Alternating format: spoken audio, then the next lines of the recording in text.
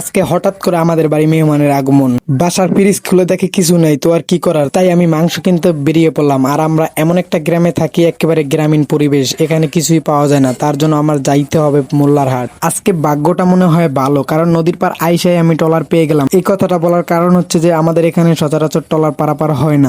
এর মধ্যে একে তো হচ্ছে যে প্রচন্ড রোদ, তার মধ্যে আবার ট্রলারের ডন শব্দ, ভাই পুরোই বিরক্তকর। ট্রলার থেকে নাইমা সোজা উঠে গেলাম ভ্যানে, কারণ বাজার অনেক দূর, তাই ভ্যানের প্রয়োজন হয়। তো এর মধ্যে আমরা চলে আসলাম মোল্লাহাট বাজার। এখন প্রায় সকাল 11:30 মতো বাজে। আমি ভাবতেছি যে মাংস পাবো কিনা। তো ভাই যে কথা সেই কাজ, দোকানে আইসা শুনি মাংস শেষ হয়ে গেছে অনেক আগেই। তো এখন আমি তো চিন্তায় পড়ে গেলাম যে মাংস না পেলাম কি করবো, কি নিবো। তো কোনো উপায় না পেয়ে মুরগির দোকানে চলে আসলাম। আমি খুঁজছিলাম লেয়ার মুরগি, তো এটা নাকি এখানে শেষ হয়ে গেছে। তো এর জন্য আমায় বাধ্য হয়ে সোনালী মুরগি নিতে হলো। এরপরে দোকানদার ভাই আমাকে মুরগিটা কাইটা দিল, বাট ড্রেসিং করতে পারলাম না। এর কারণ হচ্ছে তাদের ড্রেসিং মেশিনটা অনেক আগেই বন্ধ করে দিচ্ছে। আমার আসতে যেহেতু দেরি হয়ে গেছে, সেহেতু আর ড্রেসিং করতে পারিনি, তাই এটা নিয়ে বাড়িতে চলে আসতে হলো।